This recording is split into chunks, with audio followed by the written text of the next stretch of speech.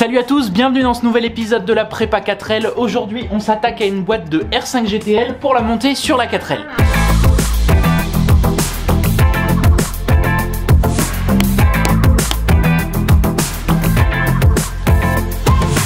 Alors dans le milieu de la 4L, c'est plutôt répandu de monter une boîte de R5 GTL sur sa 4L puisque elle permet d'avoir une 5e vitesse qui surmultiplie comparée à une boîte de R4 GTL comme celle-ci qui n'a que 4 vitesses. Donc globalement les 4 premières vitesses sont étagées de la même manière, sauf que pour la boîte de R5, il y a une 5e vitesse en plus. Donc cette boîte de R5 GTL, en fait, elle va permettre de rendre la 4L un peu plus routière, puisque comme on le sait tous, dans une 4L, on va plafonner aux alentours de 120 km/h avec un bruit raisonnable, j'entends bien. Et donc cette boîte de R5, elle va avoir un rapport supplémentaire qui va permettre de réduire le régime moteur, mais aussi potentiellement d'avoir une vitesse de pointe un petit peu plus élevée. Et sur une 4L, quand on fait pas mal de route, c'est pas de refus. Bon, changement de décor, et tout ça pour vous dire que cette vidéo est en partenariat avec Melin Rétropassion. C'est eux qui m'ont fourni ce kit de joints pour refaire la boîte de vitesse. Il y a normalement tous les joints papier de tous les carters, également tous les joints spi, et puis les joints toriques qui vont au niveau des gros capots vissés, là où vont les cardans dans la boîte de vitesse. Enfin voilà, merci beaucoup à Melin Rétropassion qui sponsorise cette vidéo. On en reparle un petit peu plus tard, au moment où il sera temps de monter les joints. Du coup, on a ici deux boîtes de vitesse, une de R4 et une de R5 qui sont chacune parfaitement d'origine. Ici, on a donc la boîte de R4 avec le levier de vitesse sur le dessus, et ici, on a une boîte de R5 GTL avec le levier qui vient se mettre sur le côté, donc le passage des vitesses au plancher. Il y a aussi eu, bien sûr, des R5 avec des boîtes comme celle-ci. Il me semble pas qu'il y ait eu de boîte de vitesse de R5 avec 5 vitesses, avec une tige de boîte qui sortait sur le dessus comme il pouvait y avoir pour la boîte de 4L. C'est à vérifier, je suis pas sûr. Donc ça c'est la boîte de vitesse de R5, et donc juste ici on voit qu'il y a une pièce rapportée sur le carter de la boîte qui la rallonge de quelques centimètres comparé à la boîte de R4 d'origine. Et d'ailleurs c'est ces quelques centimètres en plus qui vont compliquer un petit peu le montage dans la 4L. Donc cette étape de la prépa 4L, elle va être séparée en deux vidéos. Une première vidéo où on va s'occuper de préparer la boîte de R5 pour qu'elle soit montable directement dans la 4L. S'il y a deux boîtes de vitesse, c'est pas pour rien. Et puis dans le deuxième épisode, on s'occupera de monter la boîte de vitesse sur la 4L parce que là aussi ça va demander quelques petites adaptations qui sont plutôt simples à faire, mais il faut quand même savoir les faire. Donc dans cet épisode, on va s'occuper de préparer comme il faut la boîte de R5 en lui faisant une petite révision au niveau des joints papier, des joints spi, et puis surtout on va s'occuper de pirater cette boîte de vitesse de R4 GTL pour mettre des pièces sur cette boîte de R5.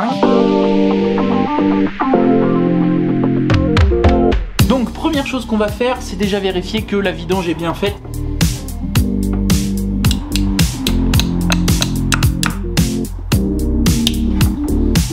C'était pas gagné, le boulon est complètement foiré et la seule méthode que j'ai trouvée c'est de faire une sorte de pincetto avec une pince multiprise et une sangle. Ici la partie carrée est toute ronde, un vrai carnage quoi. Pendant que ça finit de s'égoutter, je vais retirer le capot de la boîte, et ce qui est super intéressant c'est la petite plaquette, c'est ce qui donne la référence de la boîte. Et donc là c'est une HA1, donc ça veut dire qu'il y a 5 vitesses, alors que la boîte de R4 GTL en 4 vitesses c'est une HA0. Voilà la petite plaquette où il y a marqué HA1, c'est toujours sympa d'avoir la petite plaquette quand même.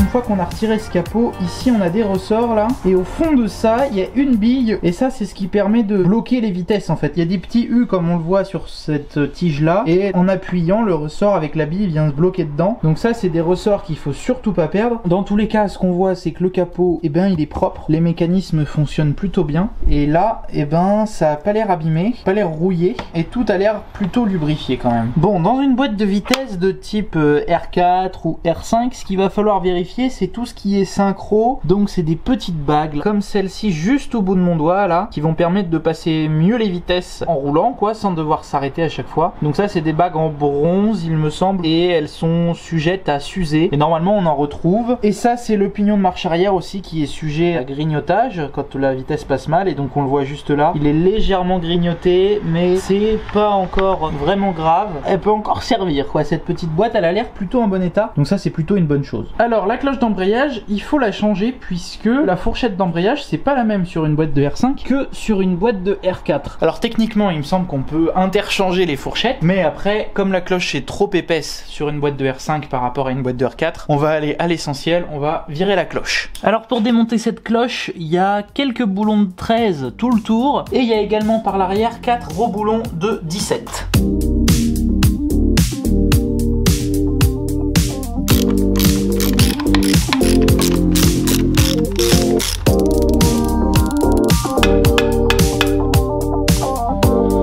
Une fois que la cloche est enlevée, on se retrouve face au différentiel. On devrait pouvoir retirer cet arbre là. Il y a une toute petite goupille à retirer, là voilà. Et normalement après la goupille était glissée juste là, et ça c'est le collier qui, une fois serré, vient emprisonner cette petite clavette.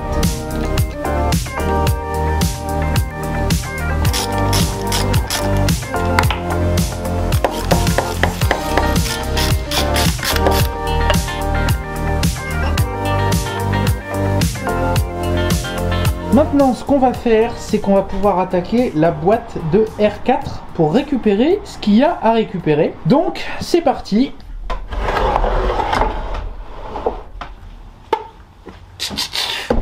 Bon, sur cette boîte là on va faire une vidange, mais je vais essayer de récupérer l'huile qu'il y a potentiellement dedans, parce que c'est une boîte de vitesse que j'ai démontée de ma propre 4L il y a quelques temps, parce que je pensais qu'elle était foutue. Il y avait un gros claquement et en fait c'était le cardan qui était foutu, et j'avais quand même changé la boîte avant de vérifier les cardans, enfin bon bref. Et juste avant de la démonter, j'avais fait une vidange de boîte pour voir si c'était pas l'huile qui était trop usée ou quoi, avec un rénovateur de boîte. Donc normalement, et ben dedans l'huile elle est bonne, sauf si au moment du démontage, et ben je l'ai retirée.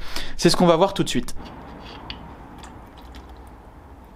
Bon bah j'ai même pas cherché à savoir, il y a très peu d'huile qui a coulé, je l'avais vidangé. Et par contre ce qui est bien c'est que le boulon de vidange il est nickel, donc je vais le récupérer pour la boîte de R5. Mais voilà, j'aurai de l'huile de boîte à racheter. Je vais maintenant retirer l'arbre de la boîte comme tout à l'heure avec la même technique, et puis on va en parler un petit peu.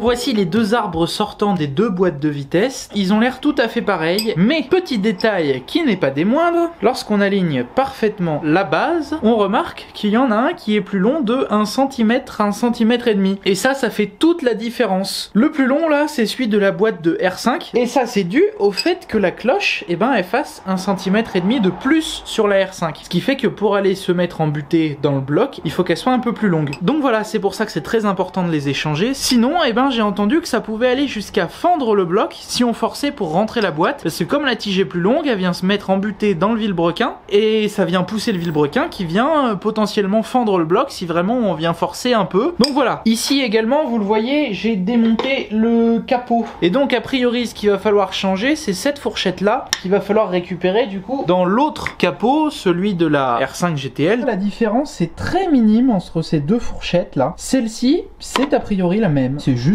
pas le même mécanisme pour l'actionner. Par contre celle-là, la fixation est placée exactement de la même façon, c'est pour ça que ça va être plutôt facile de les intervertir. Par contre c'est ces deux pattes là qui sont pas positionnées tout à fait pareil, il doit y avoir un décalage dans la boîte 5 vitesses, parce que ici on peut voir que de là à là, quand on trace un trait, on passe pile au centre de la fixation. Et ici, quand on se met bien au centre, quand on trace un trait de là à là, et ben on voit qu'il y a un décalage. Donc c'est ça qui fait qu'il faut récupérer cette fourchette pour la mettre sur le capot.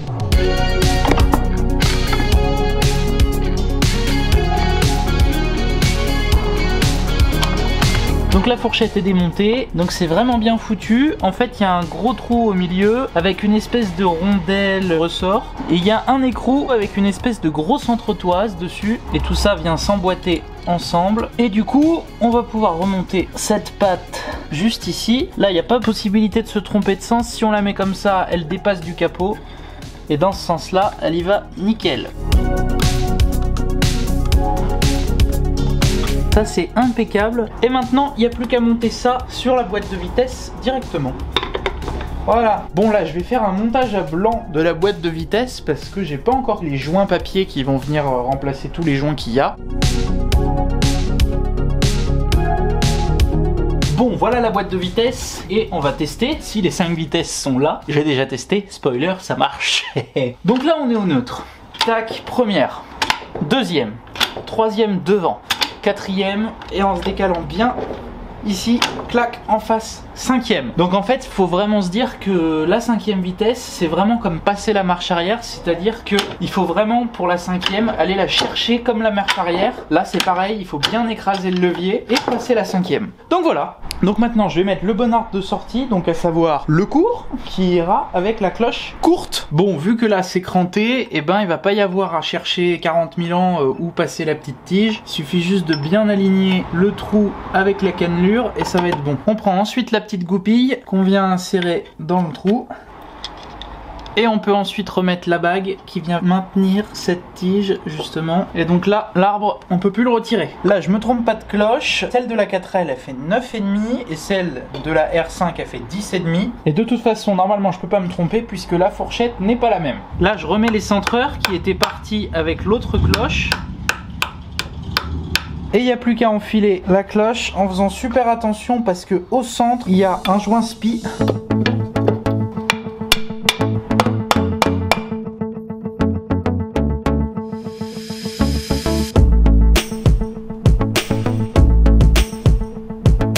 On va pouvoir remettre le cache de l'avant de la boîte.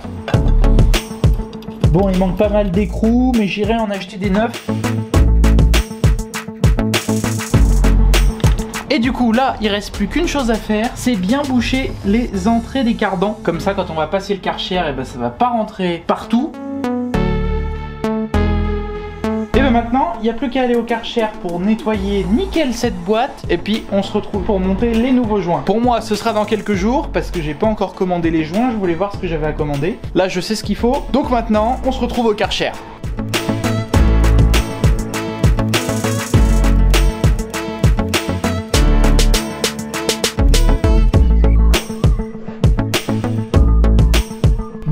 De retour du nettoyage de la boîte de vitesse, on va pouvoir attaquer sa réfection impeccable. On va lui mettre un petit coup de propre également pour pouvoir la remonter sur le moteur qui est juste là, puisque cette boîte de vitesse est montée dans le cadre de la première grosse étape de la prépa Cléon 1108, série qui vous plaît énormément sur ma chaîne, donc merci à vous. Donc en remontant le moteur, j'en profite pour mettre la boîte de vitesse, et donc maintenant grâce au joint de Melin Rétropassion, et ben on va pouvoir refaire une petite beauté à la boîte de vitesse. Je sais déjà que c'est vraiment un kit très complet qui marche pour les boîtes 5 vitesses et les boîtes 4 vitesses. Je sais aussi qu'il y a un joint que je ne pourrais pas monter parce que en fait il se trouve à ce niveau là entre ce carter là et le carter du bas, et je ne sais pas comment le démonter mis à part en retirant tous les arbres et les pignons, donc j'ai pas trop envie de me lancer là dedans. Bon, on va faire le premier capot ensemble.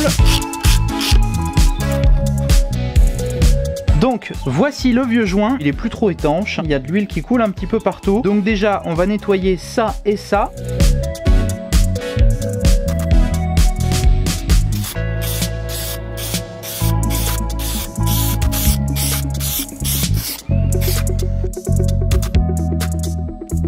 Donc voilà le nouveau capot repeint, ça fera déjà plus propre. Là c'est tout bon, donc voilà le joint neuf.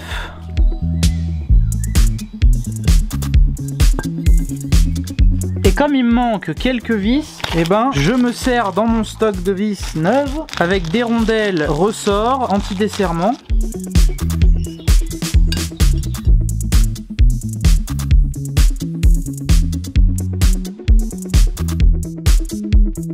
Donc voilà le vieux joint qui est bien collé, il va falloir le décoller proprement.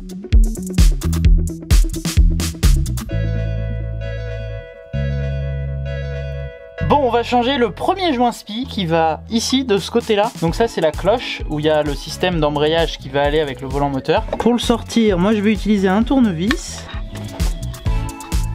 Là, il est un peu sec, il est un peu dur. Ça fera pas de mal de le changer. On va nettoyer la gorge au fond. Impeccable, voilà le nouveau. Je l'ai graissé un petit peu pour qu'il rentre bien et puis qu'il s'abîme pas avec le temps. Bon bah voilà, il est rentré. Un peu difficile parce que bon, il n'y a pas beaucoup de place pour appuyer que autour. Mais en appuyant tranquille au milieu, bah ça marche aussi.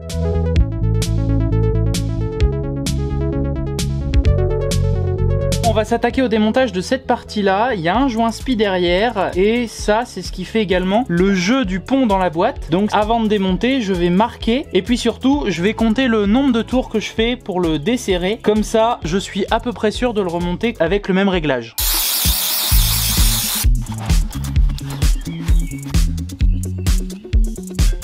Bon, pour démonter cette partie, il y a un outil qui existe qui prend toutes les coches avec une grosse tête de vis au milieu pour le dévisser. Mais sinon, en ouvrant une pince multiprise à fond, eh ben, on arrive à choper l'écran quand même et donc ça se dévisse plutôt bien. Et une fois que c'est dévissé, on arrive à le faire à la main. Donc là, un tour, 2 tours, 3, 4, 5, 6 tours.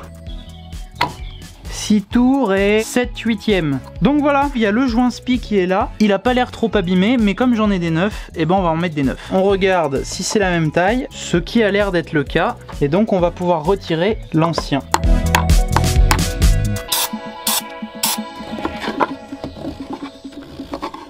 Maintenant que c'est bien propre, on prend le neuf, je lui mets un peu de graisse partout, notamment dans la lèvre aussi, puisqu'après il va falloir mettre les cardans dedans et tout. Donc si c'est déjà un petit peu pré-graissé, c'est pas mal.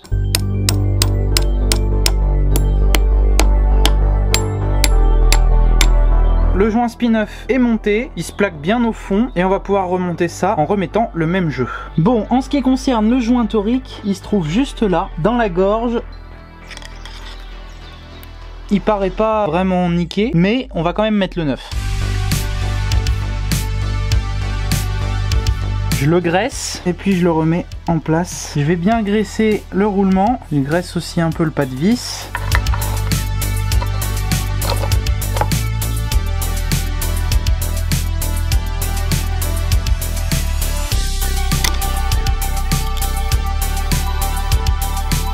Donc voilà, il y a un des côtés qui est fait. Cette partie-là, elle sert à serrer plus ou moins les roulements de différentiel et donc à réduire ou augmenter le jeu du différentiel dans la boîte de vitesse. Normalement, il faut que le différentiel ait un jeu entre 12 centièmes et 25 centièmes, mais j'ai pas ce qu'il faut pour le vérifier. Il faut une cale à fixer sur le carter avec un comparateur. Donc je vais considérer que les réglages étaient bons. L'avenir dira si c'était la bonne solution.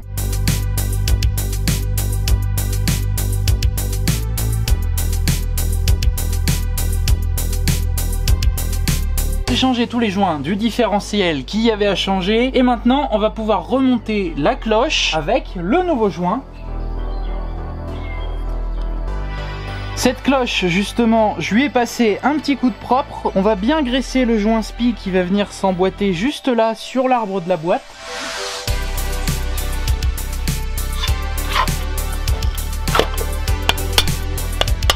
Alors pour les petites vis, il préconise un serrage à 20 newtons. Et pour les grosses derrière, c'est 40 newtons. Le capot de la boîte est enlevé. On va donc maintenant pouvoir mettre le nouveau joint. Donc l'ancien est bien HS. Donc voilà le nouveau. Comme à chaque fois, on peut retirer les morceaux qui cachent encore les trous. Et on peut reposer le joint dans le bon sens de préférence. Et là, on va pouvoir remettre le capot. Mais avant ça, je vais quand même lui passer un petit coup de nettoyage. J'ai commencé ici à le brosser. Ce qui est difficile là, c'est de bien aligner tous les leviers pour pouvoir enclencher la marche arrière et tout ça dans les fourchettes qui sont là.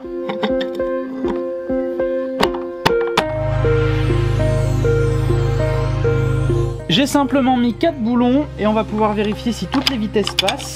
Première, deuxième, troisième, quatrième, cinquième et marche arrière. Ça veut dire que les fourchettes sont bien enclenchées. On va pouvoir remonter tous les boulons et surtout, je vais remettre la petite plaque en alu de la référence de la boîte de vitesse.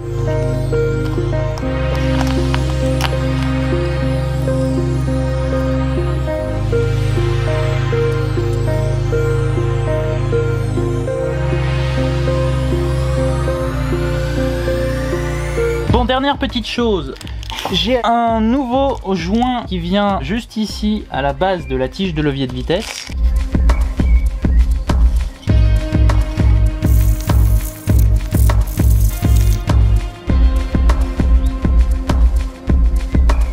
Et on peut donc remettre ce petit joint qui n'est pas vendu dans le kit de réfection de boîte de vitesse. C'est un petit joint impar mais qui est aussi vendu chez Melin Rétropassion. Donc je vous mets le lien en description, comme ça vous pourrez refaire votre boîte de vitesse toute neuve.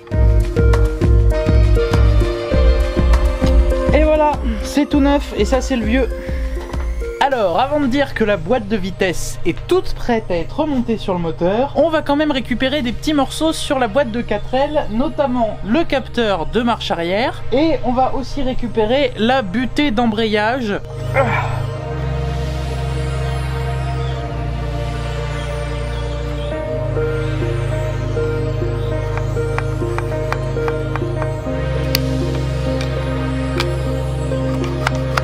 Et voilà, la boîte est prête à être remontée sur le moteur, donc c'est parti.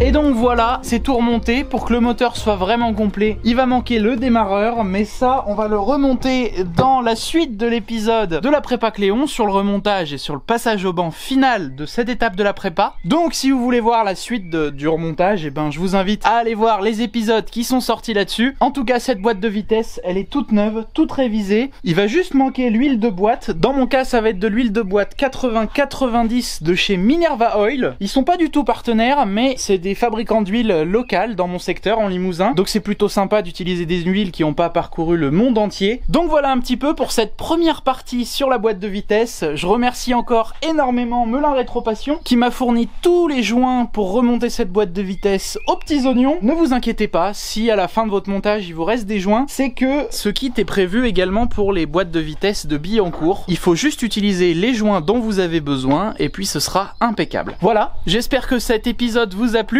Si vous voulez voir comment on va monter cette boîte de vitesse dans la 4L, parce que oui, il y a des petites adaptations à faire, notamment couper la traverse avant, et puis du coup, ça va modifier le point d'ancrage de la boîte de vitesse. Et donc, on va devoir monter ça avec le support de poussière de piste. Donc si vous voulez voir ça, et ben je vous invite à vous abonner, comme ça vous manquerez pas la suite de la mise en place d'une boîte de vitesse de R5 GTL dans une 4L. Sur ce, j'espère que cette vidéo vous a plu. Vous pouvez vous abonner, partager, commenter comme d'habitude, et je vous invite aussi à me suivre sur les réseaux sociaux et à aller voir le site made4l.fr, le site de pièces performance pour les Renault 4L de fiabilisation et d'optimisation. Il y a pas mal de produits qui sont ajoutés régulièrement, donc n'hésitez pas à y faire un tour, vous trouverez sûrement des choses pour votre petite 4L. Allez, c'était Charles-Henri, salut!